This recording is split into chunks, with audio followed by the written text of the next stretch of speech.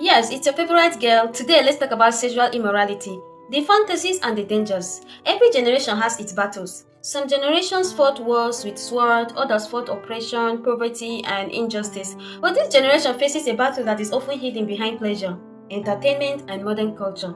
It is the battle for sexual purity.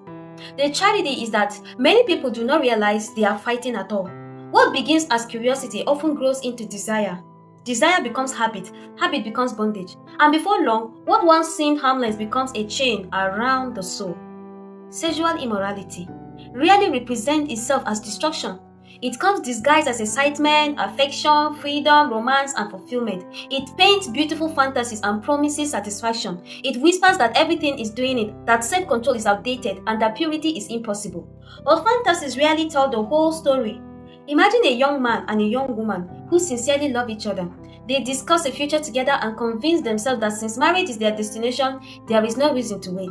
What begins as a small compromise soon becomes a pattern. Boundaries disappear, convictions weaken. What was once sacred becomes ordinary. The world applauds them for following their desires, but heaven sees two people exchanging treasures they were meant to guard. Many people misunderstand God's position on sexual immorality. They imagine that God opposes it because he wants to deny people pleasure. Nothing could be further from the truth. God created sexuality.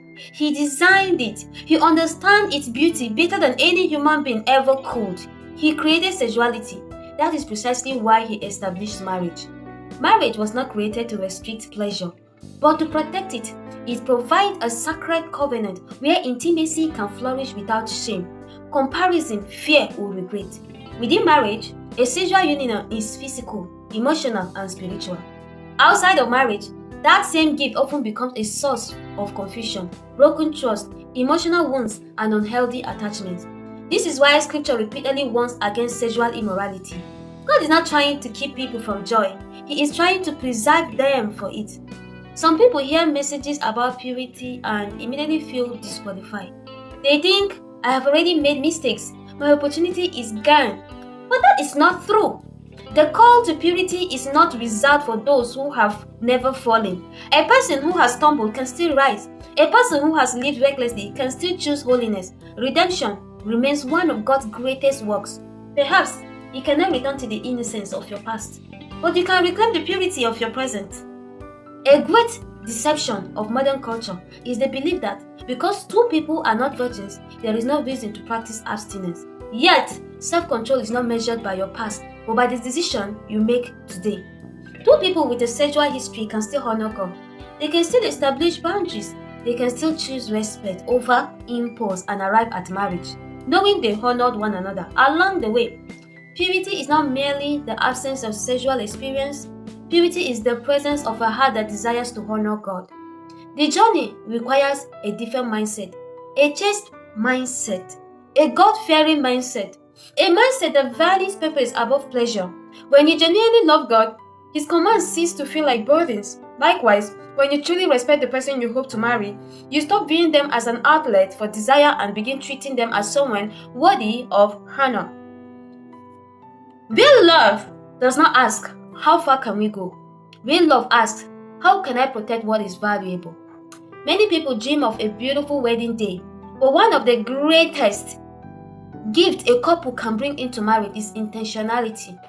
The decision to honor God, honor one another, and build their relationship upon respect rather than impulse. That journey may require months or even years of discipline. But what is valuable is worth fighting for.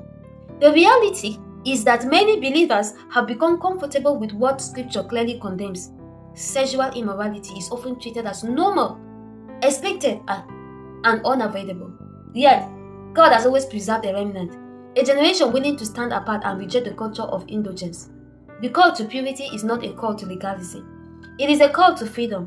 Every sinful pleasure carries a hidden cost. Many people remember the excitement of the moment but forget the burdens that followed. Guilt, confusion, emotional scars, broken trust, comparison, and regret. The fantasy advertises pleasure. The danger reveals the price.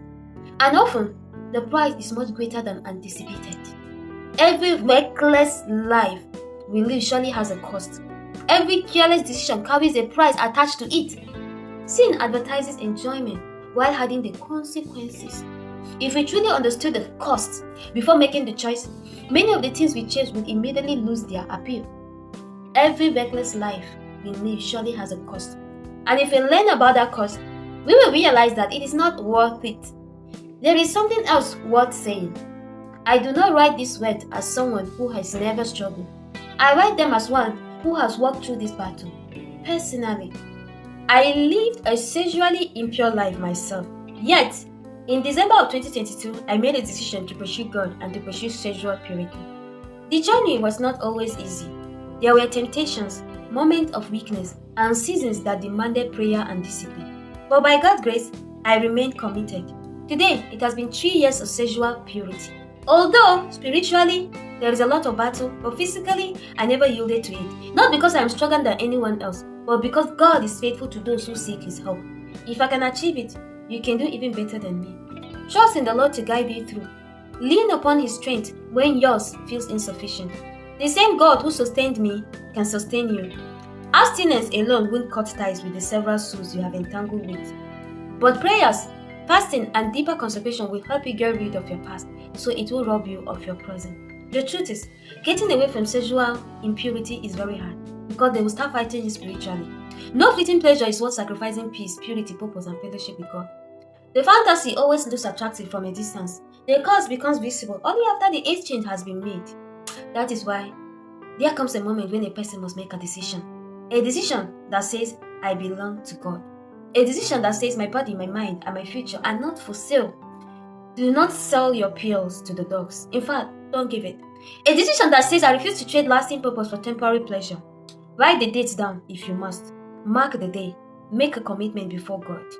Not because you trust your own strength, but because you trust His grace. His grace is sufficient enough to guide you through this step. Write the date. Decide to live it. When temptation grows strong, remember the sacrifice of Christ. Remember the price that was paid for your redemption. Remember that every battle won strengthens your character and deepens your walk with God. Sexual purity may require sacrifice, discipline, tears, prayer, and perseverance. But it is worth it. For purity is not merely about what you avoid. Purity is way beyond that. It is about what you preserve. It is about honoring God, honoring yourself, and honoring the person you may one day call husband or wife. And in a world increasingly comfortable with compromise, there remains something profoundly beautiful about a man or woman who chooses holiness. Beloved, live right.